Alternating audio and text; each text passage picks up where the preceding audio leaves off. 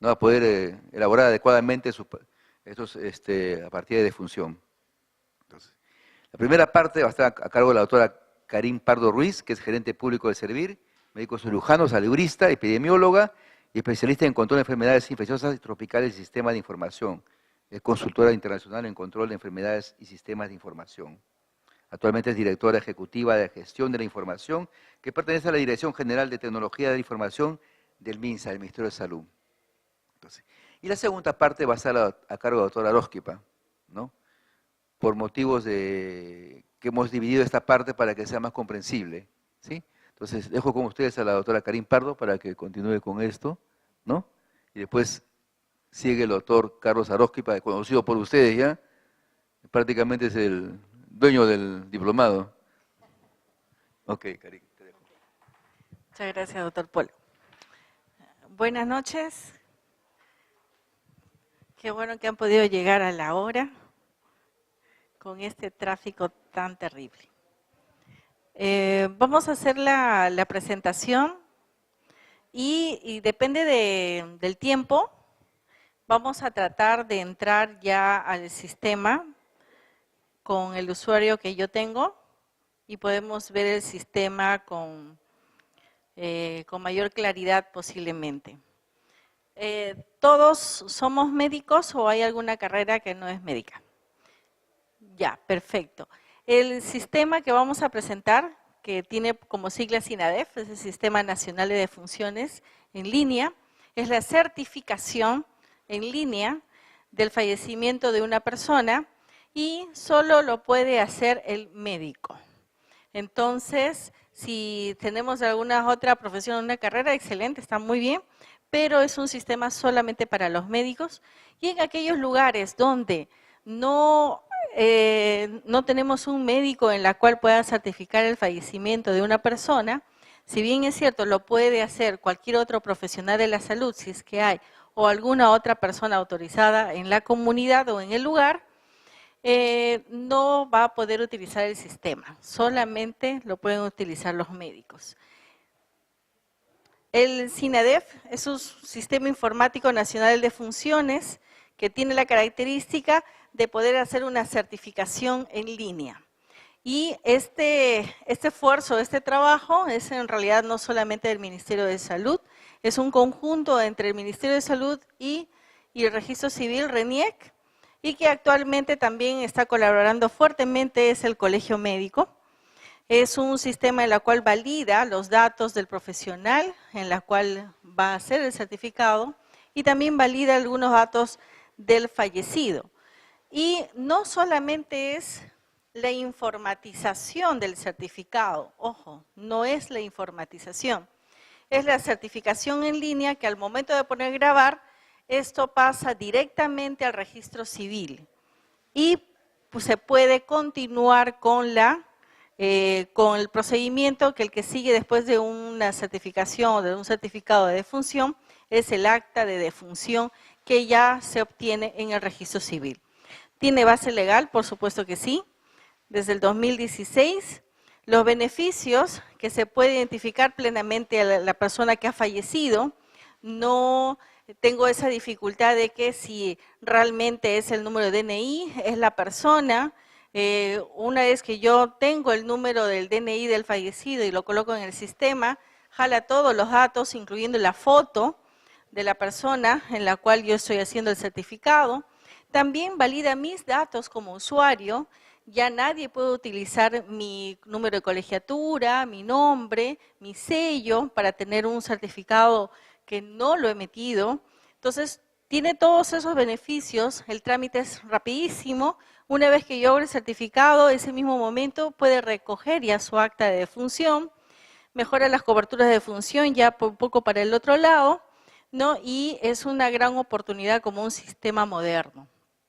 Este es un poco el flujo de lo que sucede en el fallecimiento cuando esto sucede dentro de un hospital. Es un trámite en realidad ya conocido, ¿no? El flujo del sistema es, para poder contar con el sistema, todos los médicos debemos solicitar un usuario y una clave para poder acceder. ¿Cómo lo podemos hacer? Lo podemos hacer a través de nuestro hospital, de nuestro establecimiento de salud, de la clínica donde trabajamos, a través de un formato que el Ministerio ha repartido en todos los establecimientos de salud y se solicita al Ministerio y en menos de 24 horas ustedes ya tienen un usuario y una clave y ese usuario y esa clave será de por vida. No se vuelve a solicitar más y nosotros podemos certificar en Lima, en Tarapoto, en Ica, donde estemos y siempre será nuestro usuario y nuestra clave. No necesitamos solicitar más. Si nos cambiamos, estamos en salud y de ahí nos vamos a trabajar en una clínica, no tengo que volver a solicitar. Sigue siendo ese mismo usuario y esa misma clave. Si me olvido de la clave, se pide un reseteo y eso fluye normalmente. Entonces, y hay una novedad, que como lo estamos trabajando con el Colegio Médico, también se va a poder solicitar un usuario y una clave en forma particular, en forma personal, a través del Colegio Médico, de la página del Colegio Médico. Este link o esta solicitud va a estar en la página del colegio y nosotros vamos a poder acceder. Nos van a solicitar cierta información para validar que somos nosotros y una vez que se valida, eso pasa a la solicitud directamente a la oficina donde yo estoy en este momento y se les entrega el usuario y la clave en 24 horas a más tardar. Los datos que se les pide básicamente es su nombre, su DNI, se va a solicitar un correo personal porque si yo me olvido la clave y necesito resetear a mi usuario, en realidad va a llegar la información a mi correo. Entonces tiene que ser un correo personal, no institucional, porque hoy día yo estoy en el Ministerio de Salud, mañana no lo sé. Así que es mejor que sea un sistema personal. ¿Cuántos establecimientos y cuántos médicos tenemos capacitados y cuántos ya tienen usuario y clave? Este cuadro un poco resume esto. Como verán, este sistema ya se viene utilizando en todo el país. No sé si ustedes ya lo tienen. ¿Hay alguno que tiene? Si no lo tienen, hoy día nos ponemos de acuerdo y vamos a tratar de que tengan ya su usuario porque es obligatorio. Ya no se van a poder emitir certificados en papel. Si estamos en una ciudad donde hay internet, ya no se van a recibir los certificados en papel. No ahorita, pero sí el próximo año. Entonces debemos ir preparándonos para ello. Tenemos actualmente, como verán en todo el país, establecimientos de salud. Aquí están públicos y privados y de salud también, están todos. Son 364 los establecimientos de salud que ya sus médicos hicieron uso del certificado en línea dentro de sus hospitales. Médicos capacitados 2.900, pero capacitados así como ustedes, mirándonos frente a frente. Pero actualmente tienen más de 12.000 médicos ya tienen usuario y clave. Nos falta todavía bastante, necesitamos llegar aproximadamente a unos 40.000. Pero todos los días se está certificando o se está entregando usuarios y claves y eso está cada vez mucho más rápido. Así que de acá podemos ir unos 15 más y va sumando. Pero la idea es que tengamos muchos. ¿Cuánto ya se viene certificando? El sistema empezó el año pasado con las resoluciones y con todos los trámites que se tiene que hacer, con RENIEC y con todas las instancias en las cuales están involucradas. Se empezó en Lima, como verán, al principio del 2016, casi solo Lima, y de Lima casi todos son de la morgue central, donde empezamos a certificar. Ahí tengo la foto con el primer doctor que ha sacado su certificado en línea. Y en el 2017 se empezó la implementación con mucho más fuerza y tenemos actualmente un promedio de 3.500 a 4.000. Me parece que en agosto vamos a terminar con unos 4.000 certificados ya emitidos en línea. La meta, como ministerio, es llegar a más de 50.000 certificados de defunción para este año 2017, que más o menos corresponde al 56% de todos los registros de defunción del año pasado. Así que, ¿cuánto vamos? ¿Cuántos certificados vamos? 16.000. No, no. 16.000 hasta el 31 de julio son los certificados de función emitidos. Ajá. ¿Y cuántos médicos ya tienen usuario y clave? Más de 12.000. ¿Ya? Y esa es nuestra meta como ministerio, tenemos que llegar y el 100% de los hospitales donde hay internet, donde hay todas las condiciones, ya no se pueden emitir ningún certificado en papel, ¿no? Esa es la indicación y eso es lo que todos los hospitales y establecimientos donde se emiten certificados se han comprometido, tanto públicos como privados. ¿Qué estrategia se ha utilizado para usar el SINADEF? Aparte de involucrarnos en un diplomado o en una maestría, o ser parte de los cursos ahora, nunca nos han enseñado nada sobre lo que es el certificado de función, jamás, pero a partir del año pasado ya se está introduciendo dentro de la currícula de algunas universidades. Todavía no hemos logrado con todas, pero estamos en ese camino. Pero ya hay varias universidades públicas y privadas que tienen el curso como parte de la currícula. Tenemos, no hay un SERUM que no vaya a su comunidad o a su ciudad si es que no sale capacitado, y la idea es que vayan ya a su comunidad con su usuario y clave. Eso lo vamos a hacer este año. Estamos trabajando con el Colegio Médico para la difusión. Ya entró como parte de las preguntas del examen para todos los egresados respecto a lo que es la certificación de defunciones.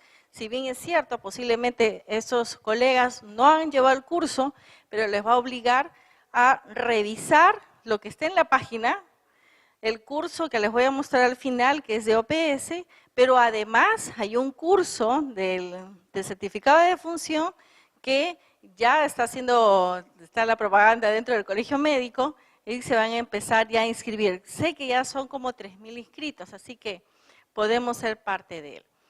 Vamos a ver ahora qué cosa es ese sistema que les he contado y cuáles son las metas y qué es lo que tenemos que conseguir, ¿no? Si bien es cierto, nosotros los médicos más nos han preparado para salvar vidas, para continuar, para tener vida sana, pero no nos han enseñado a qué debemos hacer cuando fallece alguien. Como cualquier médico, no importa la especialidad que tengamos, ¿qué debemos hacer? No necesariamente nos han enseñado. Salvo que hagamos la especialidad o estemos en un sitio crítico, creo que ni ellos, creo que empieza cuando se nos muere alguien. El primer paciente que se me ha fallecido delante mío, creo que fue cuando estaba todavía antes de entrar al internado, me parece, y no sabíamos cómo se llena, qué es eso. Era terrible, así que me imagino que han pasado casi por lo mismo. ¿Para qué necesitamos tener un certificado en línea? Uno, porque necesitamos que el flujo sea mayor, más rápido, que ese servicio que damos a los familiares del fallecido sea más fácil, sea menos tedioso. También porque necesitamos conocer de qué fallecen los peruanos o las personas que viven en el Perú. Y eso nos permite efectuar estudios de mortalidad, en la cual ustedes están invitados a poder hacerlo. Dentro de la oficina donde yo estoy está toda la información del país, de nacimientos, de defunciones, de atenciones. Las puertas están abiertas, se puede hacer varios estudios, varios trabajos. Conocer los daños a la salud de la población, la notificación inmediata de algunas enfermedades que son de notificación obligatoria. He escuchado al doctor Polo que van a tener un curso de epidemiología y entonces ahí se van a hablar mucho sobre lo que es la vigilancia epidemiológica y es un punto muy importante porque la cantidad de enfermedades que hay según nuestros 3 tomos de CIE-10 realmente son muchísimos, lleva más de 3.000. Pero ¿cuáles son los que se vigilan? Solamente se vigilan 35, 36 enfermedades, pero cada vez que ocurre una de ellas se mueve todo un equipo para poder conocer qué es lo que ha pasado, ¿no? Necesitamos elaborar nuestras tablas, la defunción por causa de muerte es importante para poder hacer intervenciones de políticas públicas o políticas en salud. Si ustedes están llevando este diplomado, es porque no solamente quieren tener mayores conocimientos, sino porque quieren asumir o están asumiendo ya alguna responsabilidad en la cual se tiene que tomar decisiones en cada momento. ¿Cómo está nuestra información en ese sentido? Esto es fruto y producto de nosotros mismos, de los médicos. Con respecto a la información que nos llega, tenemos una omisión o un subregistro bastante grande. Somos uno de los países que tiene mayor subregistro en defunciones. ¿Qué pasa con los certificados de papel? Estamos hablando de los de papel, ya los de línea ya estamos encaminaditos. ¿Qué pasa con los certificados en papel? Uno llena el certificado. ¿Cuántas partes tiene un certificado de defunción? ¿Cuántas partes? Tiene dos grandes partes. Una parte pequeña, en la cual van los datos y solamente la causa básica y la firma y sello del médico con los datos del fallecido, que va para RENIEC. Y la otra parte, la más grande, dice datos estadísticos o informe estadístico, en la cual te pregunta varias cosas y te vuelve a preguntar, y más abajo otras vuelve a preguntar algo parecido, casi lo mismo, ¿no? Eso de ahí debería quedarse para las áreas de estadística del establecimiento donde ha fallecido. Pero si fallece en su casa y uno va a la casa y le emite un certificado en papel, ¿nos quedamos con la mitad? ¿A dónde lo llevamos? Normalmente le entregamos al familiar completo. Y el familiar cuando recibe y va a una oficina a registrar para tener su acta de defunción, entrega todo el papel, porque no sabe que hay unas líneas punteadas con un dibujo de una tijerita que dice que hay que cortar, pues le entrega, ¿no? Y cuando le entrega, el registrador civil le interesa la primera parte, lo obtiene, lo guarda, lo escanea, y después ¿a quién le tiene que entregar? ¿A qué hospital? Como que es un poco confuso, y eso es una parte de lo que sucede cuando se extravían un poco estos papeles. Y los papeles son muy fáciles de perderse realmente. Entonces tenemos por muchos motivos un subregistro bastante alto, del 40%. Ese es uno de los problemas en los cuales quiere resolver el SINADEF. Comparando con RENIEC, como la mayoría tiene que terminar su trámite en un acta de defunción o una partida de defunción, el subregistro para ellos es menor, es solamente del 23%. Lo malo es que no nos lo pasan. ¿Quiénes son los departamentos que tienen mayor subregistro y menor subregistro? A ver, rápidamente, ¿quién lo ve primero? Primero, subregistro. No.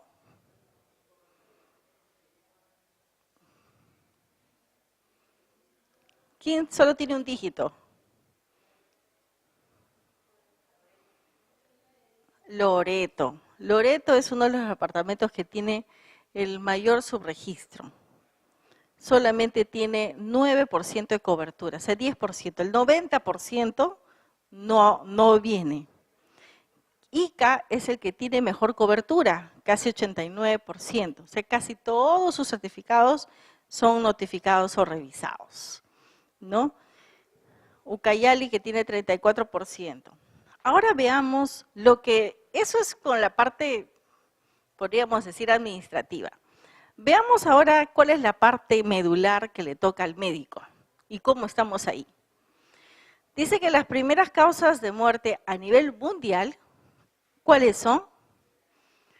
Generalmente son los problemas del sistema cardiorrespiratorio, ¿no? Esas son las primeras causas a nivel del mundo. Y efectivamente, según estos datos, es así, ¿no? Cardiopatía isquémica, accidentes cerebrovasculares, enfermedad pulmonar obstructiva crónica, infecciones de las vías respiratorias inferiores, cáncer, VIH-Sida, ¿no?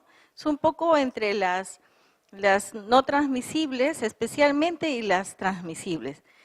Veamos qué dice Perú. Veamos cómo está el Perú. Esto es data de nuestros colegas y de nosotros mismos posiblemente. Dice que el Perú, la primera causa de muerte son las neumonías, por organismo no especificado. O sea, sabemos que fue neumonía, pero no sabemos de cuál. No lo ponemos ni por la clínica, ni mucho menos por laboratorio. Entonces quedan como no especificadas, pero sí es una neumonía. Si es la primera causa de muerte en el Perú, entonces uno que no conoce el Perú y que está al otro lado del mundo, se imagina que el Perú, siendo la primera causa de muerte y habiendo tanta diferencia, 13.1 por 1000 habitantes, con el que le sigue, que es insuficiencia cardíaca, 4.5 por 1000 habitantes, realmente diría pues que el Perú es un país que de repente está en el polo, o que la desnutrición es tan brava que adultos y mayores y niños, todo el mundo se muere de neumonía, ¿no? Entonces, pero esa es la data que sale de nosotros mismos. Insuficiencia cardíaca, infarto agudo de miocardio, que no es lo mismo que paro cardíaco, por favor. Pero hay un punto aquí que nos llama más la atención. ¿A ustedes le llama la atención alguno de los puntos ahí?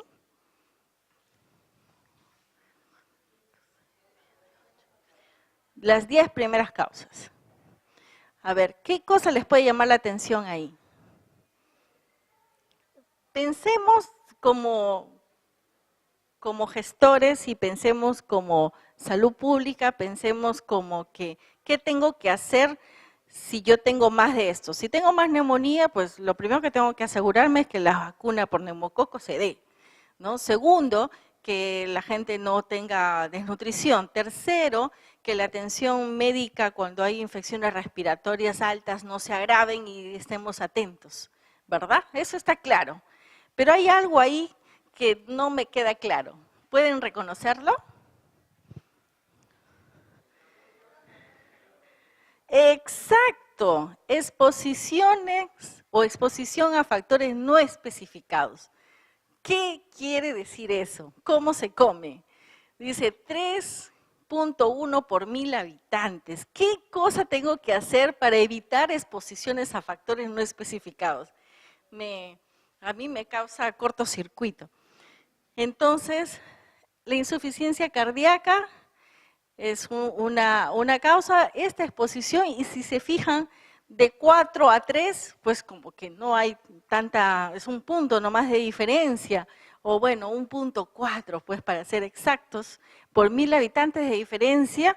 Eso quiere decir que no sabemos exactamente, mejor dicho, sabemos de qué falleció el paciente en la gran mayoría de las veces, no en todas, pero creo que todavía no nos queda claro qué es lo que tenemos que colocar en el certificado de función, posiblemente, porque nuestra historia está bien evolucionadita, bien bonita, todo chévere, tengo el diagnóstico, pero al momento de llenar el certificado, o no lo hace el médico que hizo la historia, le hizo el interno posiblemente, o le dirá a alguien, ya, ve llenándolo y me lo traes para firmarlo, ya con sello y todo, para yo hacer la rúbrica. Ah, otra cosa importante, si todavía ustedes o alguno de los colegas todavía emite certificados en papel, bueno, el de línea también hay que firmarlo igual. La firma que colocamos en nuestro certificado de función tiene que ser la que usamos en el DNI. No puede ser la firma corta ni la forma rápida, no, tiene que ser igualita la del DNI, porque si no, lo toman como falsificado. No nosotros, sino RENIEC. A ver, ¿qué es lo que le dice el doctor a la doctora? ¿Hay quien quiere leerlo en voz alta? ¿Nadie se atreve? A ver, doctor.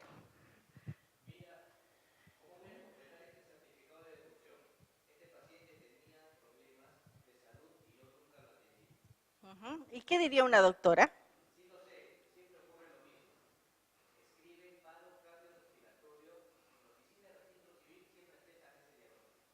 Ajá, así es. Dice que esto ocurrió 2 horas después de ocurrir el fallecimiento. Es un comentario que es una broma, pero una broma que hay que tomarlo en serio porque dice, En la oficina de registro siempre te lo aceptan. El que recibe el certificado en el registro civil no es un médico y no sabe absolutamente nada de lo que son las enfermedades, así que él te lo va a aceptar igual. Así le pongas en blanco, igual te lo va a aceptar. Lo que él está pensando es que el número de DNI sea correcto y que el nombre coincida con el DNI que está ahí, si no te lo va a devolver, ¿no? Y se preocupa porque y empieza a sudar si es que el sello lo ve medio raro. Nada más. Pero los diagnósticos es nuestro. Entonces, ¿qué tenemos que pensar cuando vamos a hacer un certificado de defunción? Primero, sirve para constatar la defunción, ¿verdad?, de una persona, así que es algo muy, muy importante. Utilizar toda la información disponible para poder llenarlo correctamente, sobre todo en esa partecita donde tengo que poner los diagnósticos. Si tengo que escribirlo, tiene que ser legible. No debo usar abreviaturas.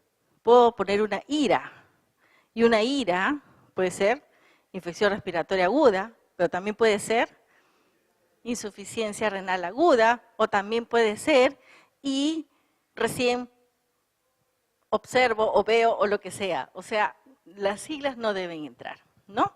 Determinar la secuencia lógica de la causa de muerte. Ya en el ejemplo vamos a verlo con mayor detalle. Tenemos que anotar la causa de defunción por líneas, o sea, uno por uno. No debemos poner ambigüedades, tiene que ser muy claro. Evitar anotaciones de causas mal definidas. Esto de acá puede ser muy extraño todavía para nosotros. Yo lo aprendí igualito, viendo un poco lo que son sistemas de información, un poco de salud pública, ¿no? Saber y conocer que existen causas mal definidas y existen también causas mal definidas, y la otra es poco útiles, y también enfermedades o causas poco útiles. ¿Y eso qué quiere decir? Que lo que yo he puesto no sirve para poder tomar una decisión, en otras palabras. Este es el modelo que nosotros usamos. Esta es una foto del de papel. Y si ustedes observan esto con cualquier otro país de América Latina o algún país del Caribe, van a ver que es casi igual. Bueno, es igual en la mayoría.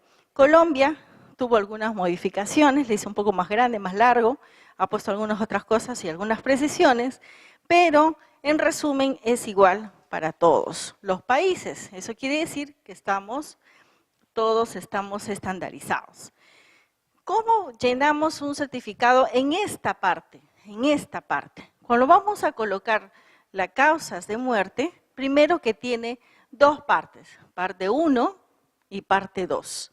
Cuando vamos a empezar a llenar, lo primero que se llena es la A. Y la A, ¿qué es? Es la causa final, la causa directa, lo último que ha sucedido en el paciente. Después, yo tengo que decir, el paciente ha fallecido por esto. Y la pregunta que tiene que venir a mi mente es, ¿esto ha sido producida por? Y viene causa interviniente. Y después me vuelvo a hacer la misma pregunta, ¿y esto ha sido producida por? Y de ahí la última será considerada como la causa básica. La causa básica es la que inicia todo, Y tenemos también una causa contribuyente. Causa contribuyente es aquella condición del paciente que hace que las causas que me han llevado a la muerte, hace que se acelere, que se empeore, o de repente simplemente una causa, es una enfermedad que lo lleva en forma crónica, que no necesariamente va directamente, pero podría, en cierta forma, afectar un poco. Ahora sí voy a querer voluntarios para leer. Doctora, ¿puede leerlo, por favor?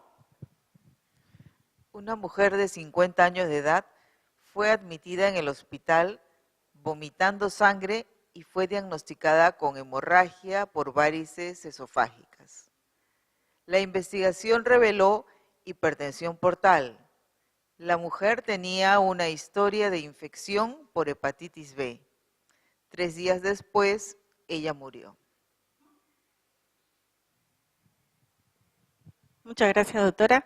Ahora vamos a tratar de llenar nuestro certificado, ¿no? Entonces vamos a empezar, se empieza por la A, después la B, la C y la D, y vamos a ver si tenemos para una segunda parte. ¿Cuál entonces sería la causa final? Muy bien. ¿Y de ahí qué me tengo que preguntar? ¿Ha producido por? Hipertensión portal. ¿Y esta producida por? Ajá, muy bien. Si lo dejo hasta ahí, puede pasar, no está mal. Por cierto, no hay una sola forma de llenar un certificado, ojo, sino que la experiencia como médico y cuanto más especialistas podamos ser, tenemos más opciones de colocar y de ser más precisos en algunos diagnósticos. ¿Ya? Eso, o sea, dice, sí, no, el doctor ha puesto algo parecido, pero no es ese, no, también solamente es llevar la secuencia. Si lo pongo hasta cirrosis hepática, que podría ser, nuestra forma de actuar en este caso sería revisar por qué mis pacientes están muriendo por cirrosis hepática. Primera alternativa en el Perú de cirrosis hepática. ¿Cuál podría ser? El alcoholismo, claro. ¿Qué más? Otra causa. Infecciones virales. Otra causa. El consumo de algún medicamento, de algún tratamiento largo, consumo de hormonas, no sé, como haciendo una lluvia de ideas. No todas las cosas que me puede producir una cirrosis hepática, solo así adivinando. Pero si le pongo producida por hepatitis B, que es más específico, al momento de llenar el certificado hay la opción de poner hepatitis B y entre paréntesis sin resultado de laboratorio, porque yo ya sé que ese paciente es un paciente que ha tenido hepatitis, pero en ese momento yo no tengo los resultados, pero sí lo sé. Puedo colocarlo entre paréntesis, eso se acepta, ¿ya? Y colocar las horas o los tiempos, que ayuda muchísimo a tratar de llevar la secuencia lógica. Entonces, ¿qué dice la explicación? Si la hepatitis B fue la causa de muerte realmente, ¿cuál sería mi acción como salud pública, como gerente o como gestión? ¿Qué es lo que tengo que hacer? Mejorar posiblemente mis coberturas de vacunación. O de repente tengo una población mayor que nunca fue vacunado y puedo aprovechar en hacer mi actividad. Y es una actividad concreta. Si lo hubiera dejado como cirrosis, posiblemente mi estrategia hubiera sido cerrar todos los bares y solo atiendan hasta las 10 de la noche. Nada más, ¿no? Pero no es esa la causa. Tenemos un segundo caso. A ver, doctora, por favor. Un hombre de 77 años muere de hemorragia cerebral debido a hipertensión secundaria a una metástasis renal. Presentaba cáncer pulmonar y diabetes mellitus. El próximo slide muestra la secuencia de eventos y condiciones que contribuyeron a la muerte del paciente.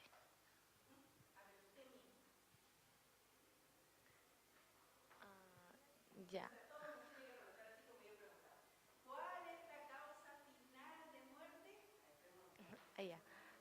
¿Cuál es la causa final de muerte? La hemorragia cerebral.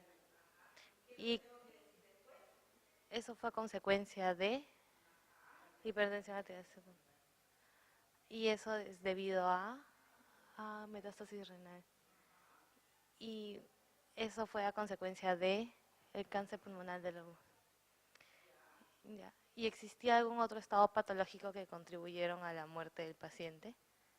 Sí, la diabetes mellitus. Está perfecto, porque la segunda parte era lo más difícil tal vez, ¿no? ¿Y el paciente tenía alguna otra causa contribuyente? Sí, diabetes mellitus tipo 2, ¿no? Y no se olviden, ¿qué falta? Los tiempos, exacto. Los tiempos nos ayudan a tener esta parte. Tenemos un par de casos más, no se vayan a aburrir, pero creo que esto va a ayudar mucho. Vamos a ver a la señorita, ¿usted es enfermera, es obstetriz? Obstetriz, muy bien, vamos a pasar el micro. Un hombre de 56 años de edad muere de infarto de miocardio a las 3 horas de iniciados los síntomas. Su EKG y niveles de enzimas confirmaron el diagnóstico. Él no tenía ninguna otra enfermedad.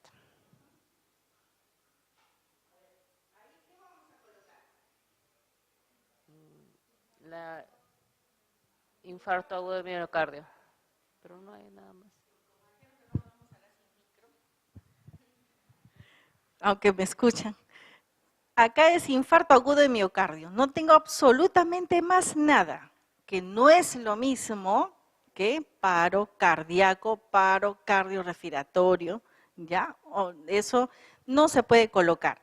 Ni tampoco falla multiorgánica o falla de muchos órganos, no, nada de eso. ¿No? Acá, este es un evento, dice que es raro, efectivamente siempre hay algo detrás, siempre, pero en medicina todo puede pasar, así que estos son casos raros.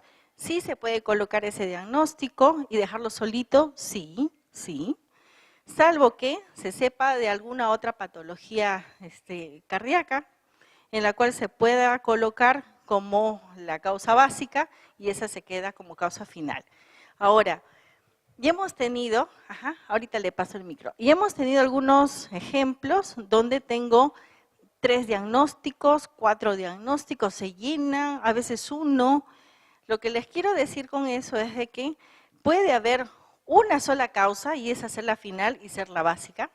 Puedo tener 2 o 3, pero siempre la última será considerada como causa básica.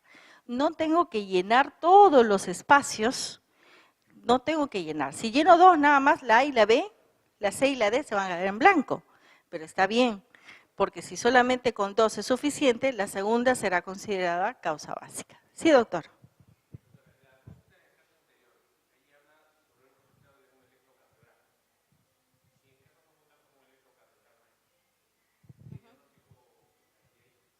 Ya, muy buena pregunta. Si pongámonos en el caso de que este paciente, 3 horas dice, ¿no?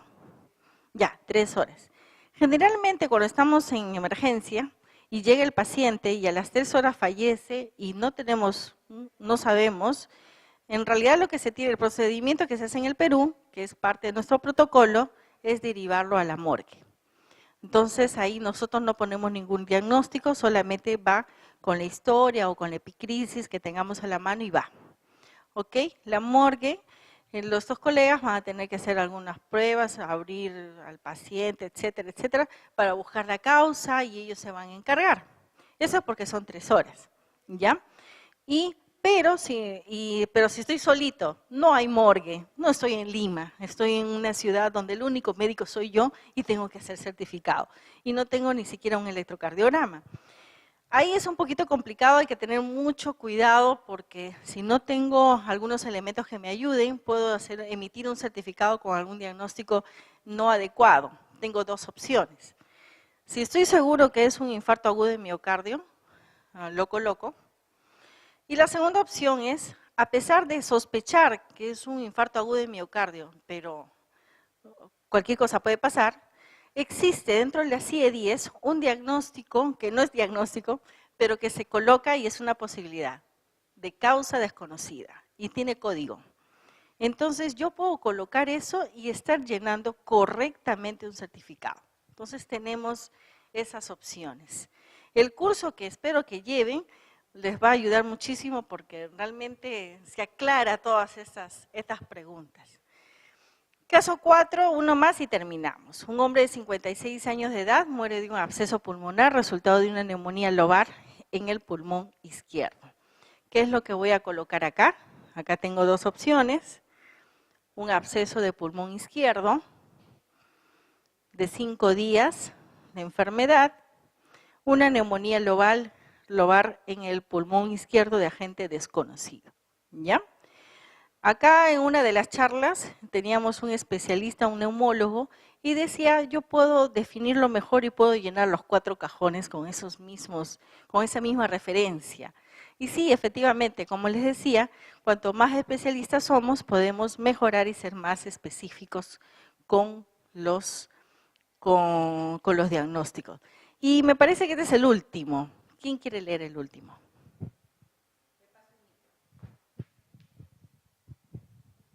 Un hombre de 23 años de edad fallece debido a un choque hipovolémico después de sufrir múltiples fracturas cuando fue golpeado por un camión.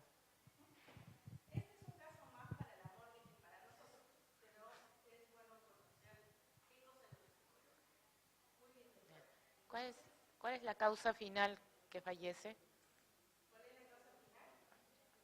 Choque hipovolémico.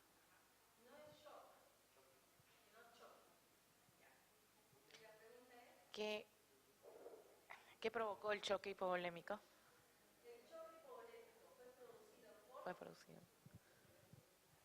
Múltiples fracturas. Feto atropellado por camión. Sí. Ahora les voy a hacer una pregunta y quiero que sean bien sinceros. ¿Alguien de ustedes, cuando ha recibido a un paciente con múltiples fracturas, si ha sido por accidente de tránsito, ustedes son tan específicos? No, ¿verdad? Podemos definir todo. Fractura de cráneo con hundimiento, con no sé cuantito, que fractura para acá, que fémur expuesto, qué sé yo. Puedo describirlo, pero sí, ese camión, sí. Pero yo veo la fractura nomás. ¿Sí o no? Entonces, acá, como eso lo tiene que ver más el Ministerio Público, en la morgue es donde se tiene que llenar esto, nosotros no llenamos, si es que no estamos trabajando en la morgue, no llenamos un certificado de una muerte violenta, eso se llama muerte violenta, ¿no? Entonces, eso tiene que ser derivado.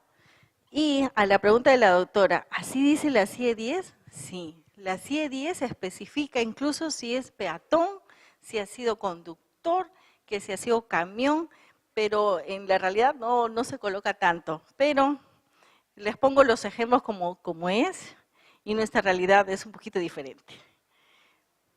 Muy bien. Hay algunas condiciones que hay que tener en cuenta.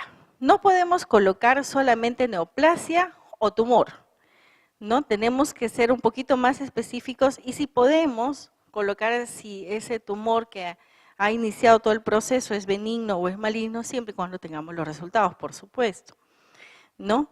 Y acá hay un ejemplo, un hombre de 60 años que fallece por un edema agudo de pulmón debido a un cáncer metastásico de pulmón de 1 año de evolución, que derivó a un adenocarcinoma de próstata que fue operado hace 4 años.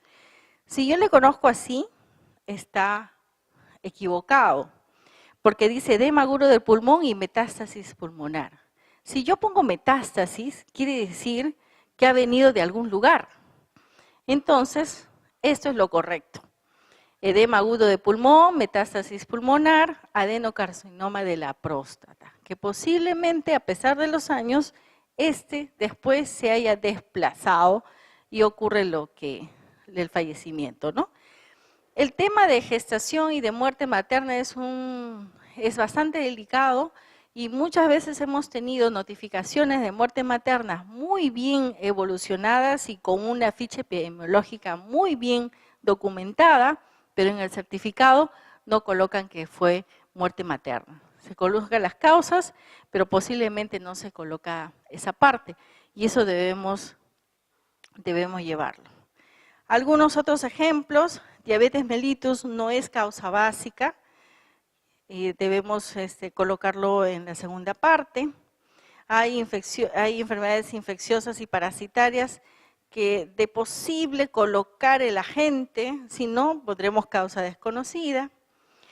Y algunas otras cosas que debemos tener en cuenta, como son los accidentes de tránsito, peatón atropellado por un carro, por ejemplo, un suicidio. Ahí cuando estábamos con la morgue, en una de las capacitaciones, es muy interesante cómo ven las cosas, ¿no? Una chica que se cayó o se lanzó o fue empujada del Sheraton no hace mucho, entonces decía, no, causa básica es suicidio. No, decía el otro doctor, no, la causa básica es depresión. Y el otro doctor le dice, a ver un momentito, a mí no me consta que ella se haya lanzado. Entonces entra todo esto una discusión que lo dejamos mejor para ellos, pero es bueno saberlo. Las condiciones mal definidas, si bien es cierto no podemos colocar tampoco siglas ni nada de ello, pero tenemos algunos ejemplos que no debemos colocar. En la CIE 10 hay 2 páginas en la cual te resume todos los diagnósticos que no debes colocar. Entonces, si solo tenemos 2 páginas de las 1800 páginas que tiene la CIE, por lo menos esas 2 páginas no debemos colocar. Nos han hecho la vida fácil.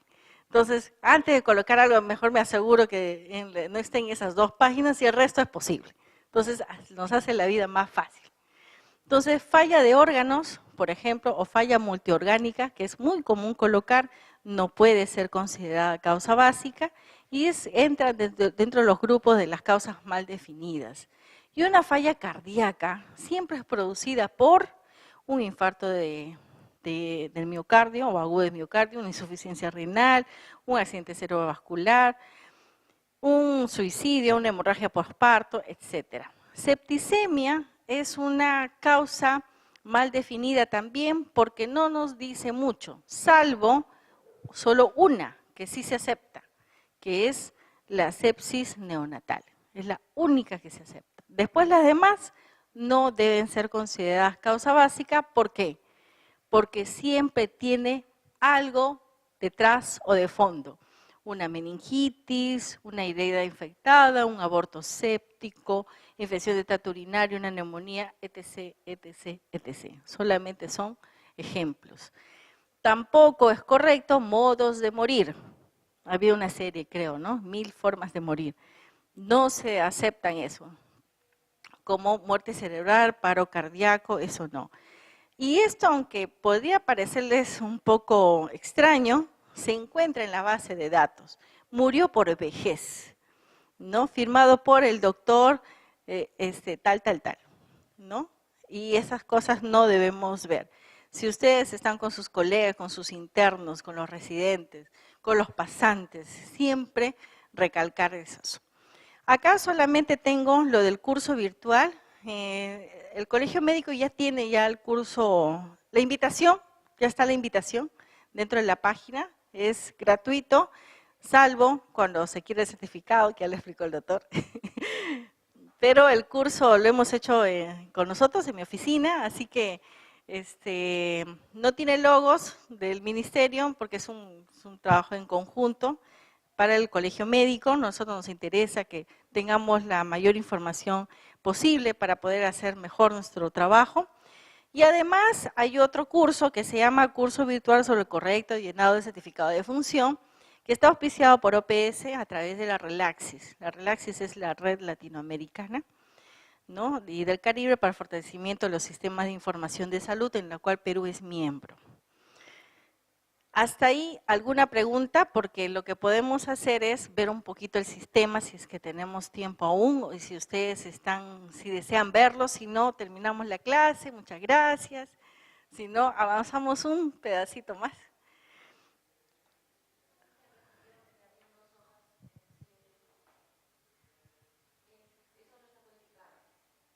Sí, tiene también, o sea, te pone cuáles son las que no son causa básica, pero sí tiene código, pero este código es como que su complemento, pero te dice por si acaso, estos códigos con este nombre no debes colocarlo como causa básica. Sí, está casi al final, son 2 páginas o 2 hojas. Ajá. Vamos a tratar de ver el sistema del SINADEF. ¿Cómo se ingresa? Muy fácil, entramos a la página del Ministerio de Salud, www.minsa.gov.pe/defunciones y nos va a salir esta página. Cuando vemos esta página que dice SINADEF, donde hay información complementaria, van ahí el cajoncito, ¿qué color es? El de acá. No, es guinda. No es un acuerdo con las obstetrices, por si acaso. Donde dice producción, entramos y nos va a salir esta primera página. Y si nosotros ya estamos logueados, es decir, ya lo han solicitado su usuario y clave a través de los conductos que hemos mencionado, vamos a poder entrar al sistema. Estas son un poco las páginas que se van abriendo. Estos son los tabs o los sitios que vamos a llenar. Cuando hicimos la comparación entre llenar un certificado de papel y un certificado en línea de una persona que ya hizo por lo menos 1 o 2 veces, el sistema en línea se hace mucho más rápido. ¿Por qué? Porque en la primera página, por ejemplo, o el primer tab donde pongo los datos del fallecido, solamente pongo persona identificada o no identificada. Sí es identificada, es decir, tengo el DNI. Muy bien, marco acá. Dice, tipo de documento, DNI, y coloco el número del DNI, el resto se llena solo. Ahí ya no me voy a equivocar de cómo se escribe, si es con doble L, con doble N, no, nada. El segundo tab, acá, uno coloca la fecha y hora del fallecimiento, que nosotros tenemos hay un cajoncito al costado de la hora del fallecimiento donde dice aproximado, porque hay de todo tipo de situaciones, ¿no? Pero al poner la fecha y la hora del fallecimiento, automáticamente te saca cuántos años, cuántos meses, cuántos días, cuántas horas, cuántos minutos y cuántos segundos hemos tenido en el mundo. Hemos estado en la Tierra. Eso es lo que nos dice. Y dice, porque no es muy exagerado, minutos y segundos, en realidad fue pensado también en los bebés que nacen y con 1 segundo, 2 segundos de vida se considera un niño vivo, que nació vivo. Entonces, por eso es que se especifica un poco ahí. Y de ahí, ahí viene la otra parte, donde están las partes de que se tiene que poner la causa de muerte, la A, la B, la C. Acá, como se ha cortado, no se ve, se pone las siguientes, y es texto libre, es decir, que el médico puede escribir y describir su diagnóstico. ¿Ya? No tiene que ser copiado de la CIE-10, no. ¿Por qué? Porque nosotros tenemos que especificar bien lo que de la causa del fallecimiento. Entonces, tienes un espacio libre, completamente libre, con 300 caracteres para poder uno describir el diagnóstico. En un segundo momento, se le va a codificar con la CIE-10, pero la CIE-10, ojo, no es un catálogo de diagnósticos, es la agrupación por capítulos de grupos de diagnósticos, ¿ya? Que entonces tengo una cierta forma de tener un grupo de diagnósticos y eso lo van agrupando, los van clasificando. La tercera parte es un poco para la parte epidemiológica, la parte de salud pública, donde nos pregunta nos vuelven a preguntar algunos datos que ya se jaló del primero, del punto 1, por ejemplo, estado conyugal. Algunos ya están casados y todavía en su DNI aparece una C, ¿no? Perdón, una S, de soltero, ¿no? Entonces, y nunca lo cambia, entonces está así, fallece. No era soltero, era casado. Entonces, acá se vuelve a preguntar. ¿Ya? Porque en el DNI no se cambia. Otra pregunta es la dirección donde vivió los últimos 6 meses. Hay mucha gente que se refiere porque está bastante mal. Y acá al año, a los meses fallece. ¿De dónde ha venido la persona y dónde ha fallecido actualmente? Ese dato es importante para muchas cosas, sobre todo para lo que es vigilancia epidemiológica.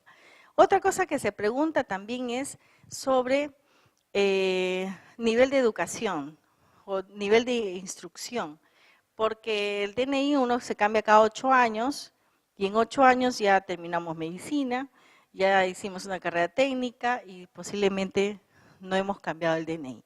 Y la última parte casi no se llena, solamente se llena un puntito, que es la parte que dice el que certifica declara. Se abre y dice, haber atendido o solo haber certificado, nada más. Y sale la foto de uno. Esos son todos los tabs que tiene y en realidad todos esos espacios en blanco se llenan casi solos. Ese es el certificado que tenemos que imprimir aún.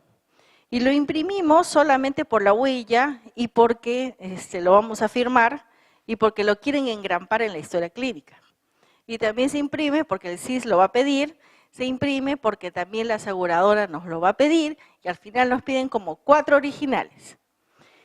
Cuando es en papel, no hay 4 originales, solo hay uno, ¿no? Y algunos lo vuelven a llenar en otras hojas, pero tiene un código y ahí nos valora las estadísticas porque empiezan a aparecer duplicados. Pero en este caso, en este sistema, uno puede imprimir todas las veces que necesite. 9 veces, imprime 9 veces y firma 9 veces y las 9 veces son originales. Entonces le tienen para salud, también tiene un seguro en Pacífico, ¿no? Pero también tiene en el banco de crédito, le entregan originales. La esposa también quiere un original. La hija mayor también quiere el original y de repente alguien se aparece y dice, yo también quiero. ¿Y usted quién es? No. Bueno, les dejo su imaginación. También hay que entregarle otro original. Entonces lo van a estar persiguiendo, así que mejor de una vez impriman los 9. O todos los que tengan que imprimir. Y siempre serán originales. Ahora, cuando uno solicita un usuario y una clave y empieza a utilizar desde su primer certificado, en la nube se crea un archivo personal de cada uno de nosotros. Se crea un archivo con nuestro número de DNI. En ese archivo de la nube se van a ir cargando todos los certificados de defunción que voy haciendo. Y cuando yo quiero ver cuántos certificados he hecho, entro a la misma página y hay una página que dice reportes. Entonces marcan reportes y van a ver todos los certificados que han emitido. Y ahí van a ver también si hay algún certificado que no han emitido. Por ahí se perdió la clave, cualquier cosa puede pasar, entonces sale. De acá a ustedes a 1 año, 2 años, 5 años, alguien le dice, doctora, usted me ha hecho un certificado en el 2017. Es de mi abuelita, se me ha perdido, lo necesito. ¿Me puede dar uno? Entonces uno puede entrar a su reporte, efectivamente hace 5 años he emitido un certificado. Yo lo puedo imprimir, lo imprimo, me va a salir igualito, con el mismo número, el mismo código, todo, lo sello, lo firmo y le entrego y sigue siendo original. No sé, eso no se cambia. Lo malo va a ser que si nos vamos de viaje y vienen a buscarnos y no nos encuentran, ahí sí es un problema. Por eso a veces queda uno original también en la historia clínica. Entonces, el del hospital le puede entregar. Bueno, este es un poco del curso, creo que se me ha traspapelado. Y al final nos sale un certificado, cuando aprobamos el curso de Relasis, seguimos todo el curso y aprobamos, nos sale un certificado como este, firmado por la directora de la OPS. Y tiene esto valor internacional. Entonces, si yo quiero presentarme para alguna pasantía, digo, sí, he llevado cursos internacionales como este, tiene valor. Muy bien, eso es con respecto al sistema.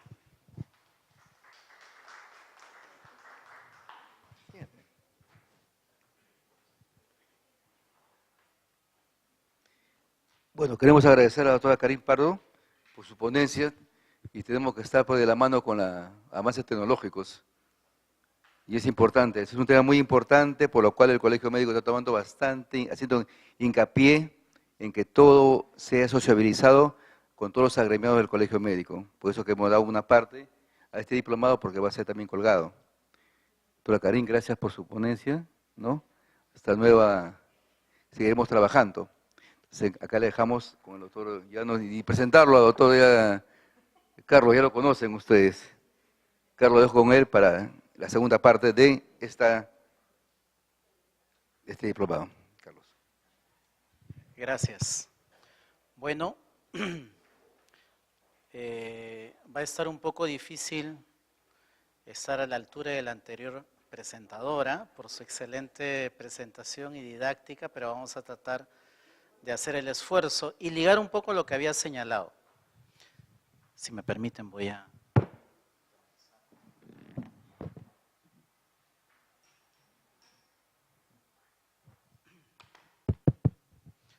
Si una persona quiere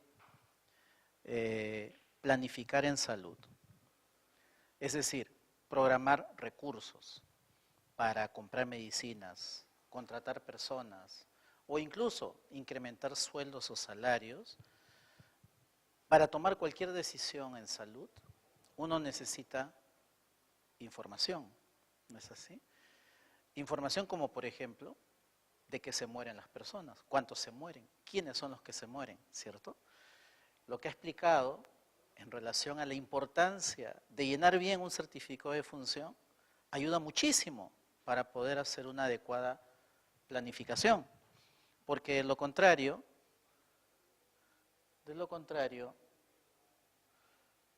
corremos el riesgo nosotros de tomar decisiones como, por ejemplo, comprar medicinas, contratar personal, programar una determinada cantidad de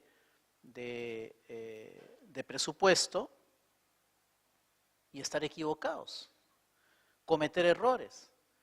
Por ejemplo, la semana pasada, con un director regional de salud, estamos en el mes de agosto, ¿no? Nos venía y decía, ya no tengo plata, me he quedado sin presupuesto. ¿Pero por qué? ¿Cuál es el problema? No tengo para pagar a mis contratados, casi mis terceros, para el resto del año. Decía, ¿cómo hago? No los puedo rescindir el contrato. ¿Con qué voy a atender a la gente? ¿Cuál crees que puede haber sido la causa de por qué a mitad de año ya no tiene plata? Se quedó sin dinero. Y está pidiendo más presupuesto para terminar el año.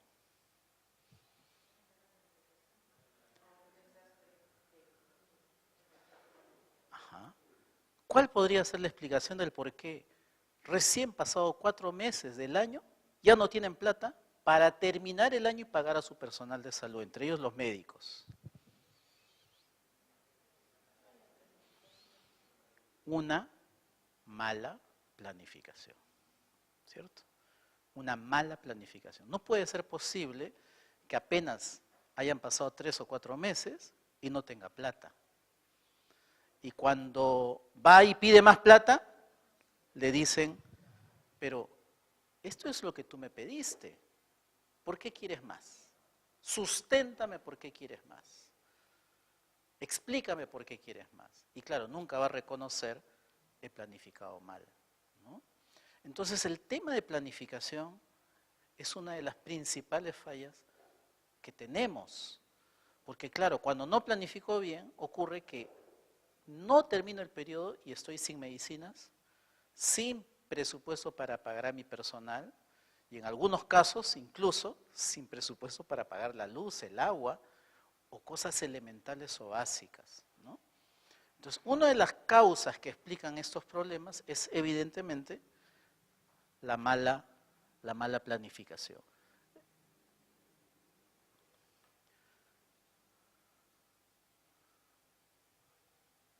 ¿Qué pasó?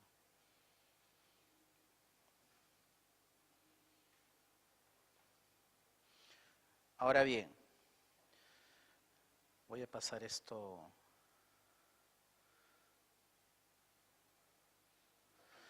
Para planificar es fundamental primero tener un buen diagnóstico. Lo que nosotros llamamos, si vamos a planificar en salud, necesitamos tener un buen análisis de la situación de salud. Este análisis de la situación de salud nos debe permitir identificar cuáles son los problemas que más afectan a una población. Para ello, normalmente, lo que hacemos habitualmente es tratar de mirar de qué se mueren las personas y de qué se enferman las personas. Sabiendo de qué se mueren y de qué se enferman, nosotros tenemos una idea de cuáles son los problemas de salud que afectan más a la población, ¿cierto? Y de allí nosotros identificamos o definimos algunas prioridades. Si uno mira, de acuerdo a lo que le presentó la doctora, primera causa de muerte en el Perú, ¿cuál es? ¿Cuál era? Neumonías. Aunque claro, después de habernos explicado cómo llenamos el certificado, uno ya entra en duda, ¿no? Pero vamos a suponer que las neumonías sean la primera causa.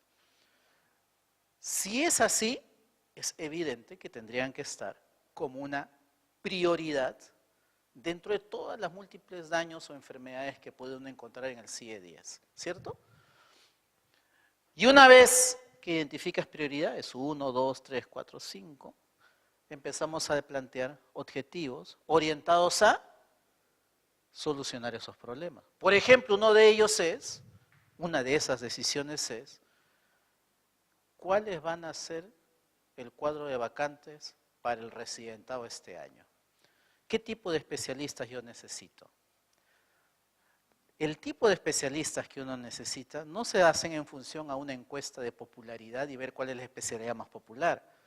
Se toman en función cuál es el estado de situación de salud, cuáles son las enfermedades que más afectan y cuáles son las especialidades que responden mejor a ese tipo de problemas, ¿cierto?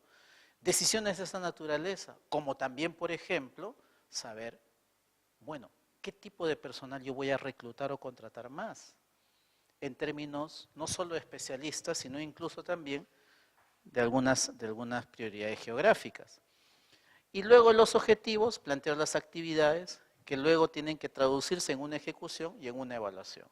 Entonces, si tú, por ejemplo, estás ejecutando y al tercer mes te quedas sin presupuesto, es porque o no identificaste bien las actividades y lo que significa en términos presupuestales esas actividades, ¿cierto?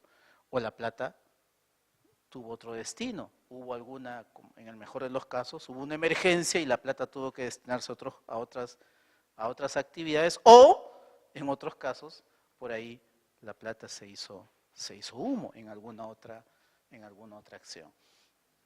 Entonces, es importante tener en cuenta que nuestra planificación en salud está fundamentalmente orientada a modificar, a cambiar una realidad, una situación sanitaria que en función a un diagnóstico encontramos o identificamos una serie de aspectos que creemos que no son correctos o adecuados. Por ejemplo, el hecho de que hayan muertes maternas o muertes infantiles. Creemos de que eso no debería ocurrir. Es una realidad que yo quiero cambiar. Y si es algo que quiero cambiar, ¿qué cambios tendría que hacer para ello? ¿Qué cosas tendría que hacer? Como tú comprenderás, cambiar una realidad implica dejar de hacer algunas cosas y hacer otras que no estaba haciendo. Porque va a ser muy difícil cambiar una realidad haciendo lo mismo que he venido haciendo. No podemos cambiar una realidad si es que seguimos haciendo rutinariamente lo que hemos venido haciendo, ¿no? Entonces, uno de los aspectos fundamentales en cualquier acción de planificación es identificar con mucha precisión qué cosas tengo que cambiar, o dejar de hacer algunas cosas, o hacerlas de manera diferente, y desarrollar otras acciones. En muchos casos, estos cambios a veces representan o significan no solamente tener más personal, no solamente tener más medicinas, no solamente tener más equipos o tener más establecimientos de salud, sino en muchos casos significa cambiar la forma en la que nos organizamos o cambiar la forma en cómo atendemos o nos aproximamos a la población. Esos cambios son los que nos van a permitir después ver si es que hemos logrado cambiar esa situación que generó u originó nuestra inicial acción o preocupación. Hacer el análisis de situación de salud ya es una metodología estandarizada. Se hacen análisis de situación de salud a nivel local, distrital, provincial, regional, nacional, subregional y mundial. Normalmente este análisis de situación de salud implican identificar al menos 3 componentes, ¿no? Y más o menos parte de esta ecuación.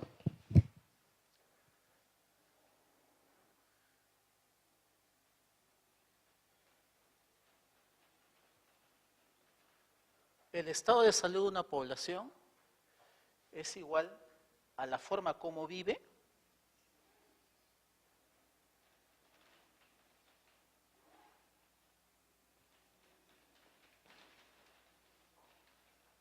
y la forma como la sociedad atiende los problemas de salud.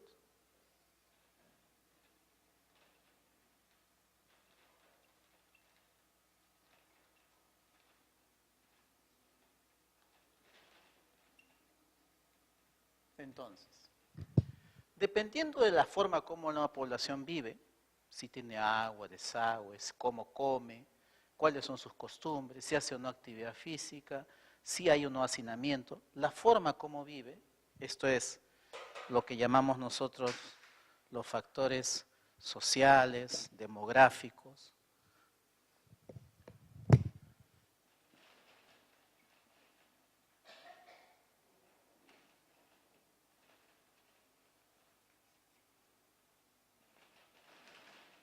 económicos,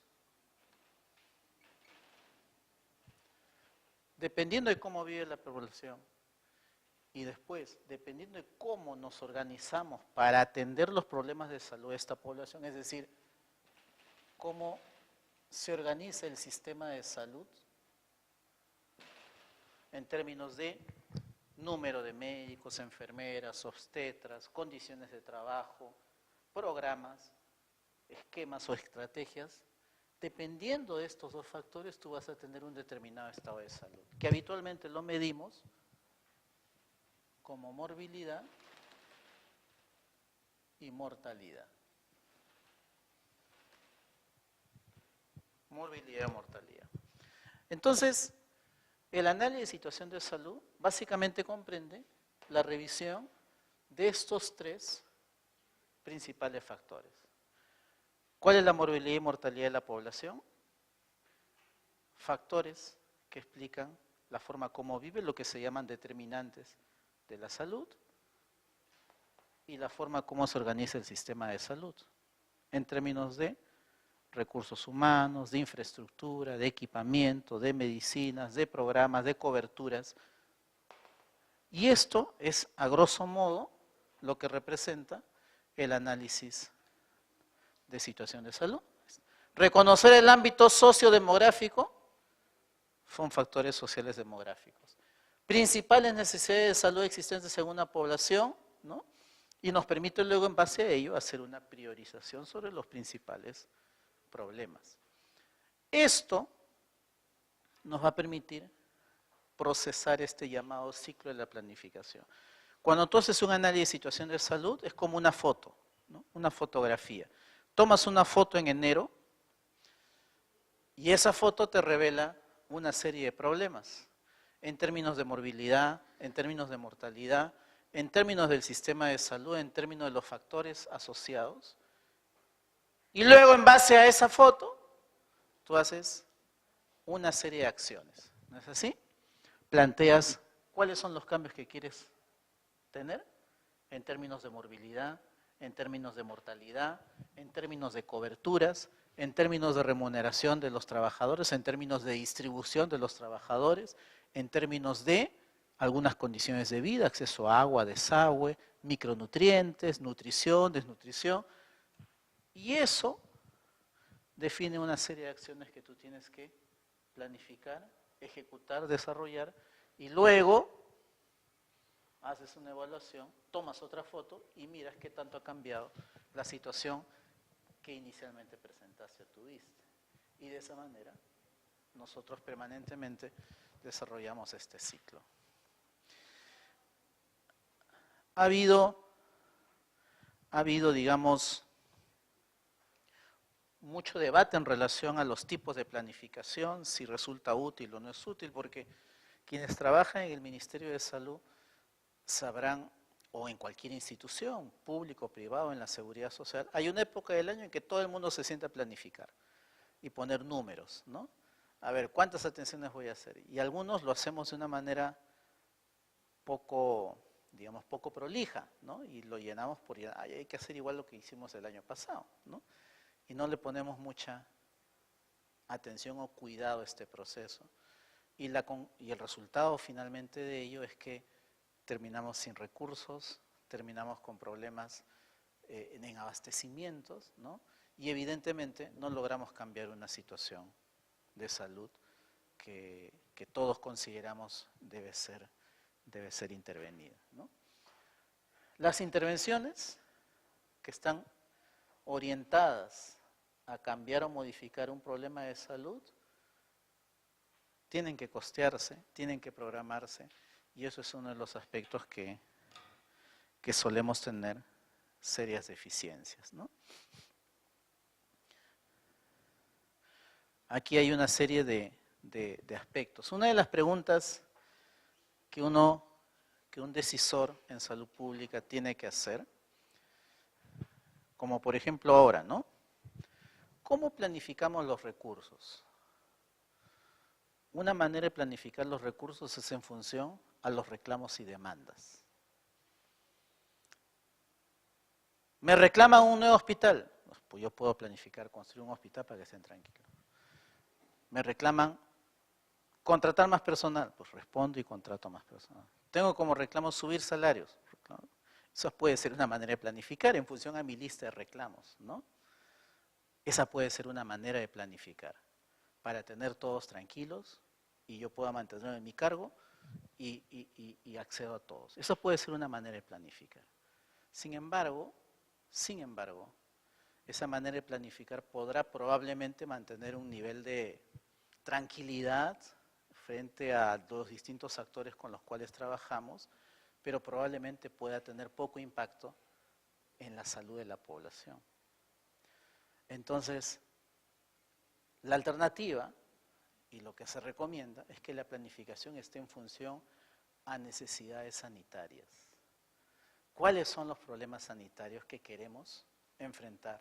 ¿Y cuál es, digamos, en función a eso, lo que necesito hacer, ¿no? Lo que necesito hacer. Es evidente que siempre hay que buscar un equilibrio entre las dos, ¿no? Es importante responder a los problemas de salud, pero también es importante responder a las demandas justas que puedan presentarse. Pero es fundamental no perder de vista las necesidades de salud, porque al final, en el caso de los que trabajan en el sector público y tienen que responder y son pagados por los impuestos que paga que aporta la población, resulta fundamental mirar los problemas. Esto es lo que les había dicho, estos tres componentes: factores condicionantes de la salud, es lo que llamamos aquí, estos factores sociales demográficos, los daños a la salud, morbilidad, mortalidad, y los recursos para la salud o la forma como nos organizamos el sistema de salud. De acuerdo al último análisis de situación de salud que tenemos publicado en el Perú, si uno mira cuál es la realidad de nuestro sector, en nuestro país, uno va a encontrar, vamos a ver aquí,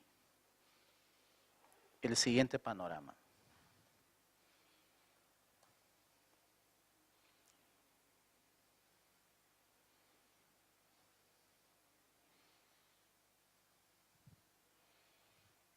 Estoy entrando a la página web del actual Centro Nacional de Control de Enfermedades, ya no se llama Dirección de Epidemiología. Y aquí vamos a buscar análisis de situación, ASIS nacional, y dentro de todos los ASIS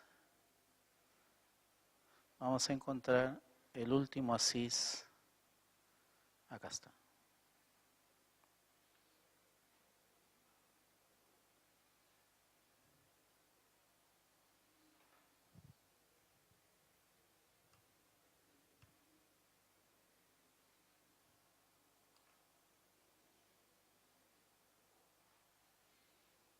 este último CIS. Y solamente, no vamos a mirar en detalle, pero solo para tener una idea, al menos de la morbilidad y la mortalidad. Primero, este documento tiene los 3 componentes divididos en 3 grandes capítulos, ¿no? Yo me voy a ir de frente a la morbilidad y la mortalidad.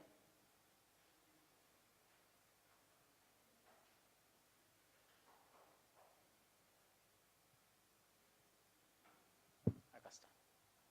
Entonces, cuando uno mira, después de tomar en cuenta las precisiones que explicó la doctora, ¿de qué nos morimos los peruanos? ¿No? En estas estadísticas, que están un poco ya pasadas, pero es la última de la publicación oficial que hay, ¿no? Primera causa de muerte, neumonías, ¿no? Neumonías. Segunda, enfermedad cerebrovascular. Y tercera, vamos a quedar hasta la tercera nomás, enfermedad isquémica, ¿cierto? Enfermedad isquémica. ¿Y de qué nos enfermamos los peruanos? ¿Por qué razón acudimos a los servicios de salud?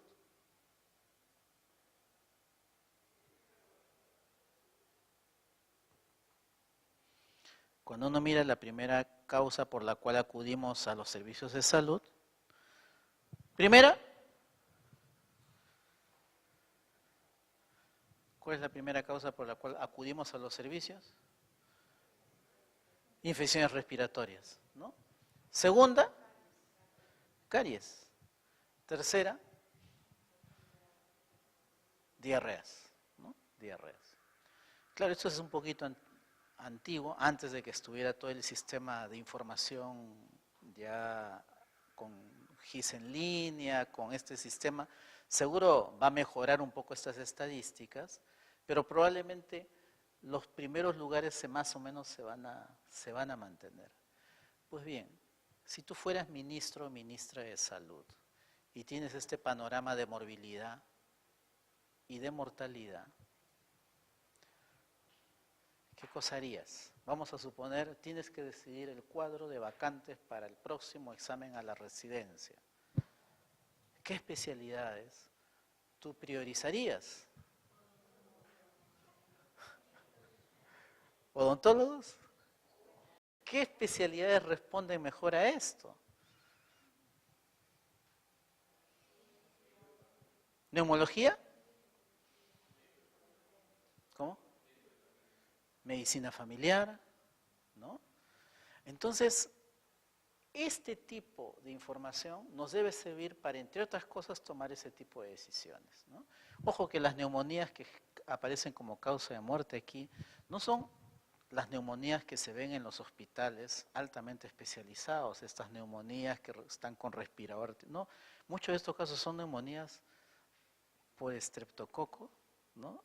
Y sensibles a penicilina probablemente, son neumonías que ocurren en la comunidad, o sea, no necesariamente requieren procedimientos especializados para solucionarlos o subsanarlos, ¿no? Cuando uno mira este panorama, entiende por qué razón muchos en el discurso y algunos en la práctica empiezan a señalar que es fundamental en un sistema como el peruano trabajar y fortalecer más lo que llamamos la atención primaria de salud, ¿no? Fortalecer más la atención, porque estos problemas no requieren grandes hospitales ni tampoco requieren especialistas súper especializados, ¿no? Requieren probablemente un trabajo más a nivel comunitario, ¿no es así? Y probablemente un trabajo más a nivel de estos determinantes, ¿no? De estos determinantes. Y cuando uno observa y mira dónde están estas personas que se mueren, de dónde son los que se mueren, uno puede observar que la muerte y la enfermedad no se distribuyen de manera homogénea entre las personas, entre los habitantes, sino hay regiones donde se concentran en mayor cantidad las muertes y los enfermos, ¿no? Hay regiones donde se concentran la mayor cantidad de enfermos. Y si uno observa cómo nos estamos distribuidos, por ejemplo, los médicos, y compara cómo estamos distribuidos los médicos y cómo se distribuye la muerte, por ejemplo, por neumonías, o las muertes infantiles, o las muertes maternas, uno nota claramente de que donde más se mueren y más se enferman, es donde hay menos médicos, menos presupuesto, menos servicios, ¿no? Entonces acá hay un problema como que no cuadra, ¿no?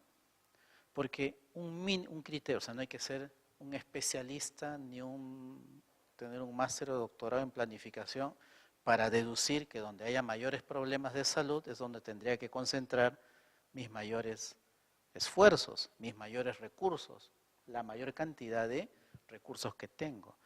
Y cuando observas esa discrepancia que hay entre los lugares donde se concentra la enfermedad y la muerte y los lugares donde se concentran los grandes hospitales y la mayor cantidad de profesionales, hay una clara y abismal diferencia, ¿no? Clara y abismal diferencia. Y eso es un problema de planificación, evidentemente. Planificación, ¿no? Es un problema de planificación. Y no hay que ser muy experto para entender que solucionar esos problemas significaría simplemente reorientar los recursos y los esfuerzos, ¿no? Tú dirás, pero en los lugares donde se mueren, no, pues pero ahí no hay internet, no hay wifi, no hay moles, no hay buenos colegios, no hay carreteras, no hay buenos servicios. ¿Cómo vamos a ir a trabajar a esos sitios? Es natural esa reflexión, ¿cierto? Pues si el Estado o la sociedad quiere subsanar esos problemas, tiene que enfrentarlos, ¿no? No solamente exigiendo, pidiendo a sus recursos humanos hacer un esfuerzo y trabajar en esos lugares, sino también mejorar las condiciones de vida, ¿no? Si a mí me pagan lo mismo por trabajar en la capital que por trabajar en Nieva, a 5 horas en río arriba del puerto más cercano, es evidente que voy a escoger trabajar en la capital, ¿no? Pero si ahí por ir allá me pagan 3 veces más, 4 veces más, pues como que lo piensas, ¿no? Bueno, pues si me pagan 3, 4 veces más, yo lo pienso, ¿no? Ya pues me voy, ¿no? Por un tiempo, ¿no? Entonces es fundamental entender la importancia de tener esta data, no solamente para poder racionalizar de mejor manera nuestros recursos, sino sobre todo cambiar el estado de salud que tenemos, ¿no? Es fundamental eso. Y esto es necesario desde el nivel nacional hasta los niveles regionales, provinciales, distritales y locales, ¿no? En nuestra propia red, en nuestro establecimiento, donde tenemos de repente una población de cientos o miles de habitantes, podemos hacer este ejercicio y cambiar y modificar esa realidad, ¿no? Cambiar y modificar esa realidad. Y esto es importante sobre todo porque cada vez en este proceso de planificación, todos coinciden, que para poder cambiar y modificar esa situación es fundamental y clave el profesional de salud, el trabajador de salud. Y eso significa no solamente que estén en número adecuado, sino además que tengan las competencias necesarias para enfrentar esos problemas. O sea, que tengan la capacidad y los conocimientos y la práctica de poder solucionar esos problemas, ¿no? Y allí radica uno de los principales problemas. Hace un año se hizo un estudio para mirar, se le puso a un médico recién egresado, grupo de médicos recién egresados a punto hacia su serum, y se les evaluó a través de un examen de competencias qué cosas hacen frente a una neumonía comunitaria. Y luego otro, qué se hacen frente a un parto complicado. Los resultados de esta evaluación es que la mayor parte de los médicos que habían salido de la universidad no sabían cómo tratar una neumonía comunitaria. De frente le querían dar unas cefalosporinas de última generación, claro, porque es lo que aprenden en los hospitales, ¿no? Pero no tenían ni sabían qué hacer frente a un cuadro tan común en la comunidad, que es evidente, que permite entender y explicar por qué razón los problemas de salud persisten a ese nivel. Le preguntas cuáles son los tipos de feocromocitomas, te responde perfectamente los tipos de feocromocitomas. Así nunca vaya a ver en su vida un caso, te puede responder eso, porque es lo que le enseñan en la universidad.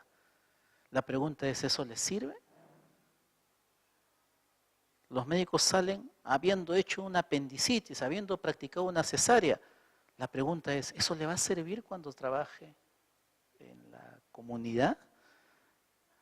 Cuando probablemente lo que necesiten conocer o saber más sean otro tipo de conocimientos o competencias, ¿no?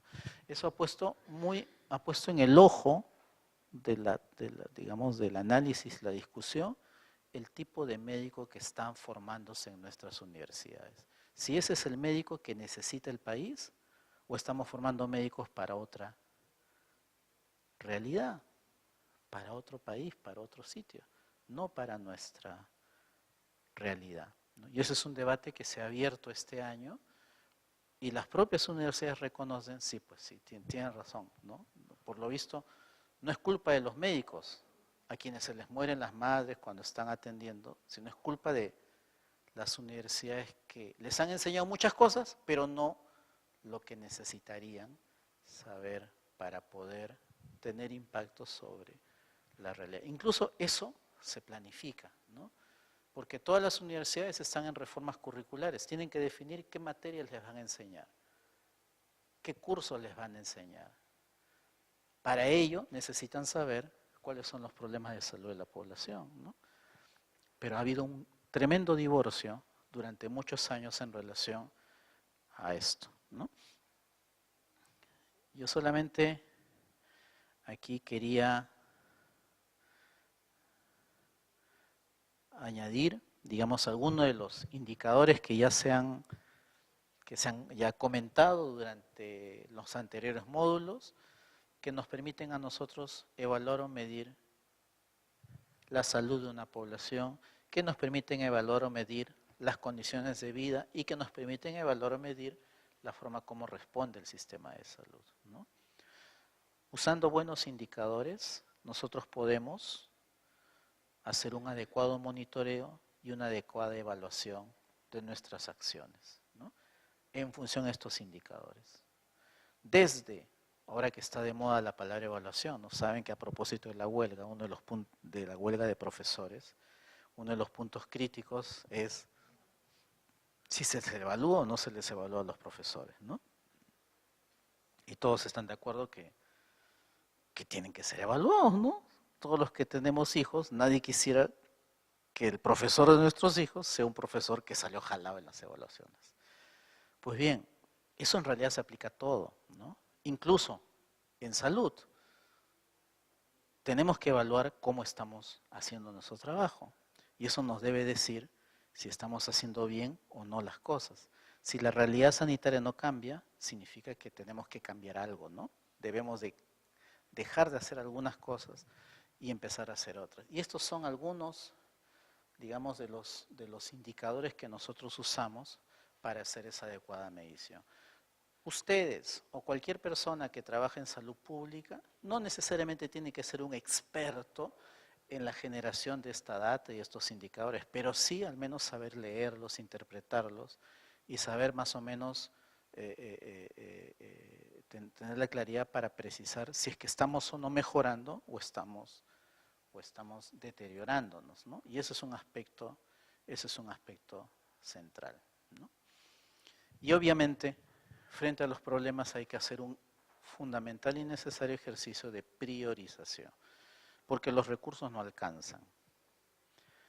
Los recursos no alcanzan, y como no alcanzan, necesitamos priorizar, ¿no?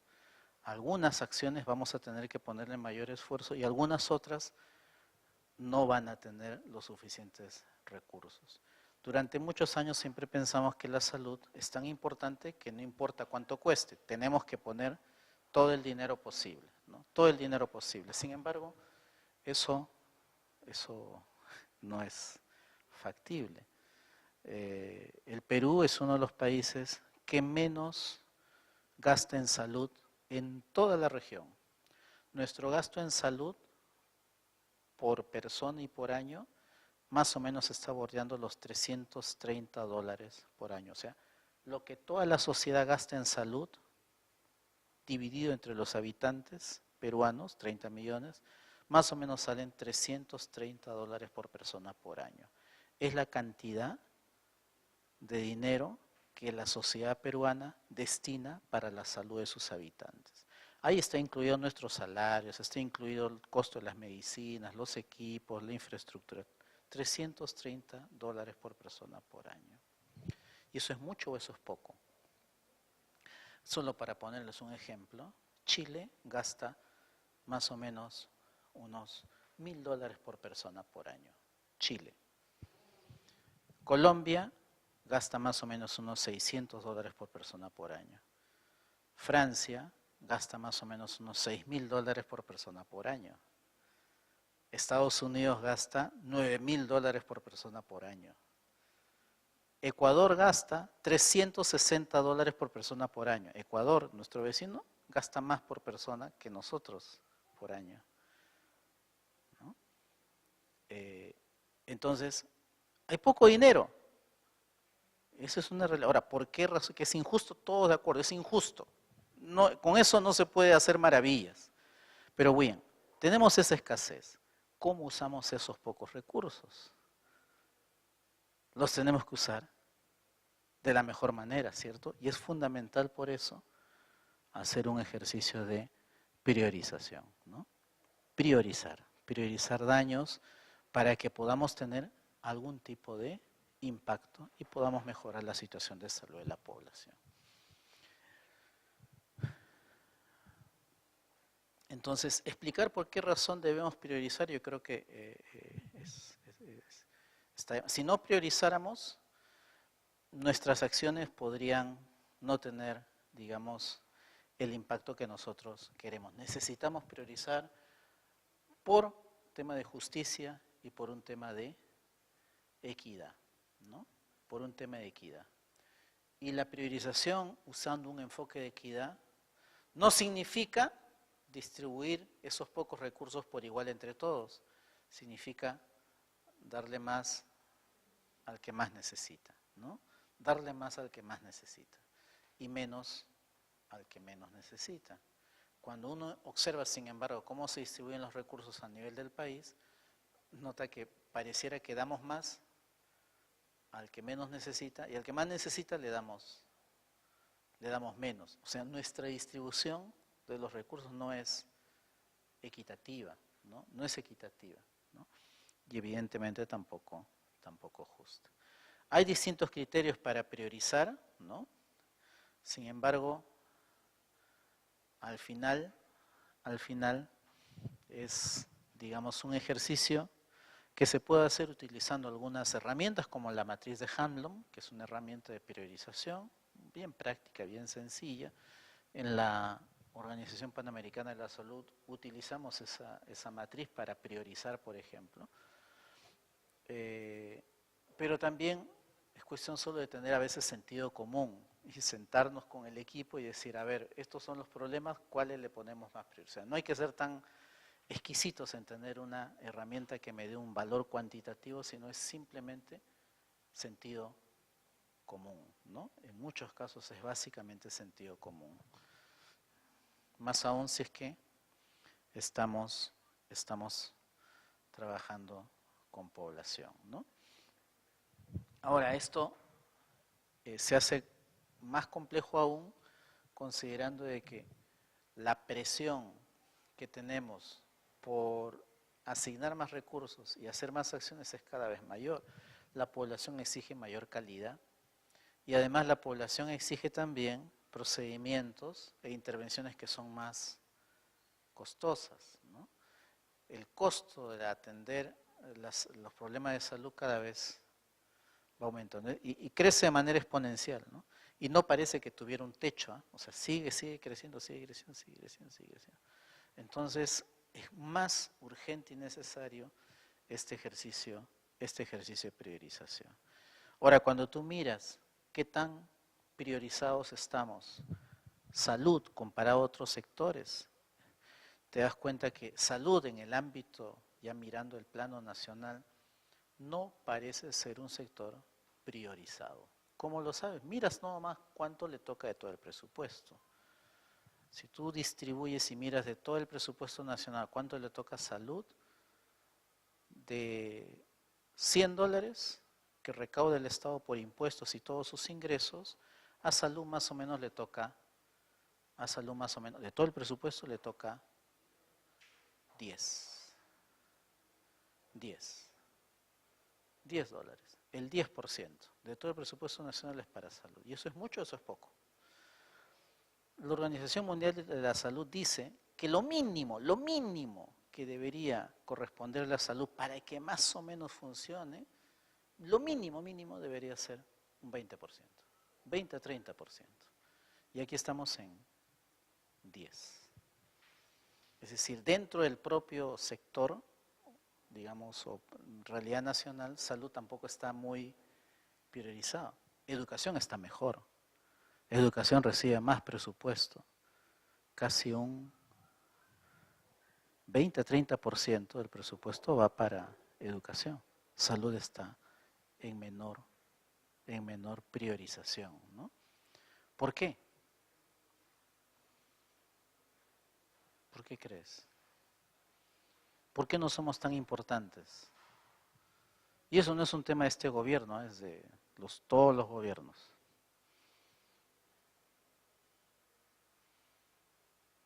Tú dirás, pero es la gente, es la población, ¿no?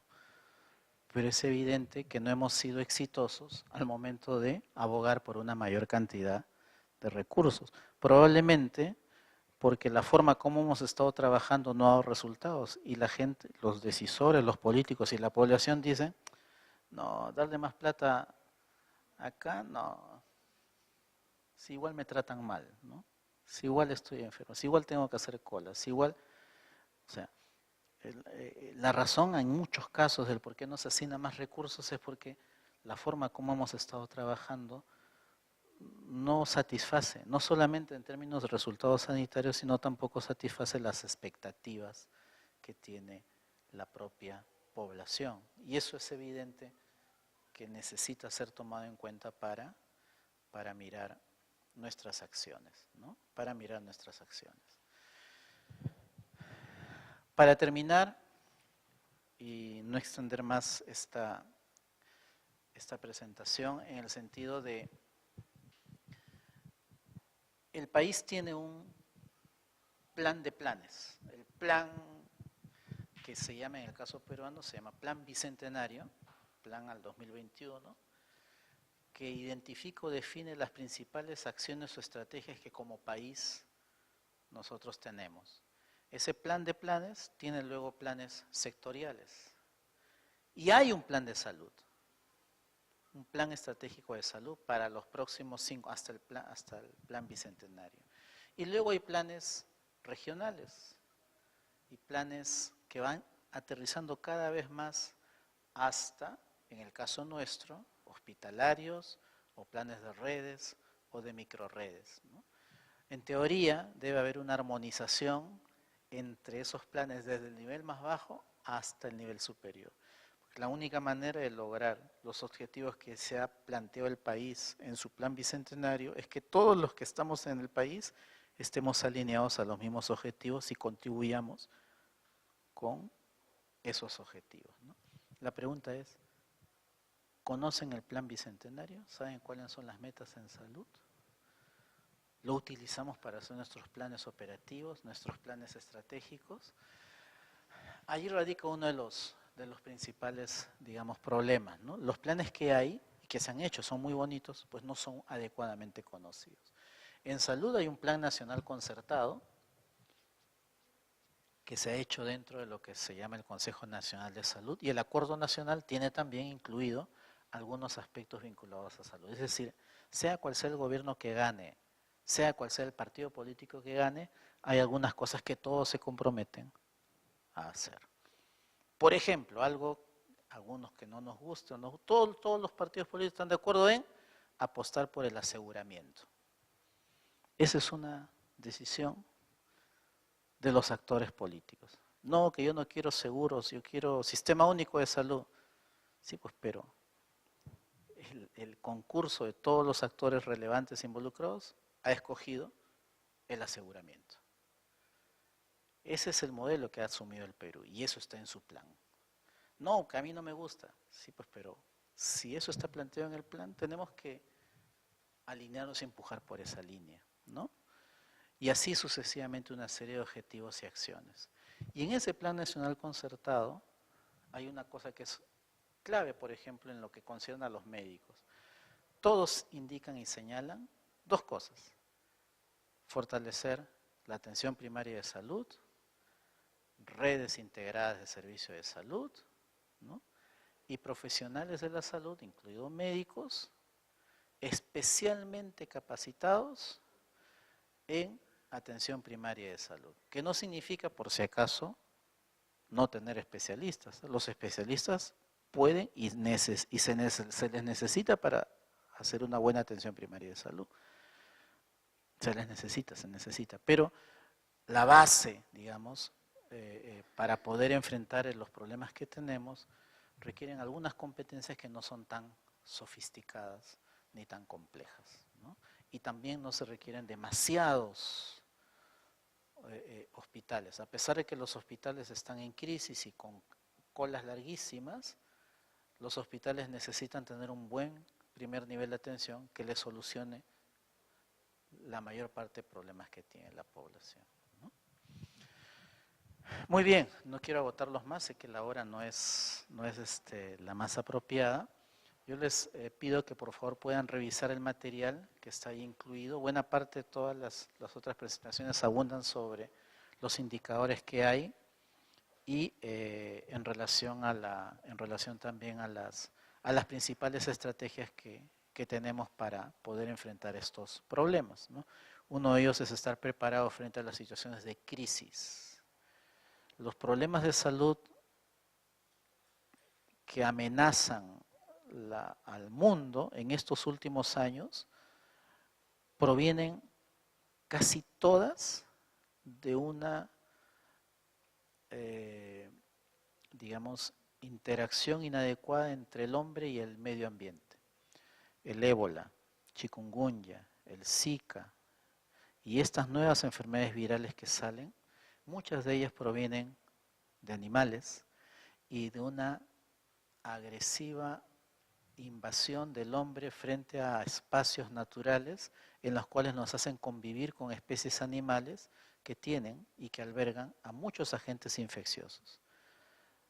Las nuevas epidemias que vamos a enfrentar en los próximos 10, 15 años están desde hace mucho tiempo en algunos animales silvestres y en los que, debido a la acción del hombre y a no una adecuada interacción del medio ambiente con la acción del hombre, estamos empezando a sufrir las consecuencias.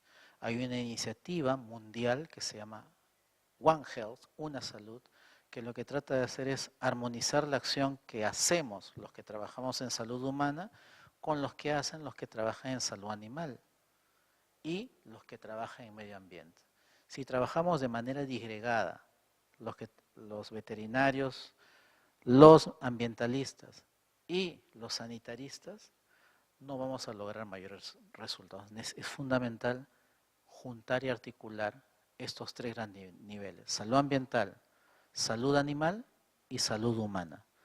Si no hacemos eso, las próximas epidemias van a provocar más muertes que una eventual guerra o que las guerras a las cuales siempre estamos amenazados, ¿no? Muy bien, muchísimas gracias por su atención y nos vemos en otra próxima oportunidad.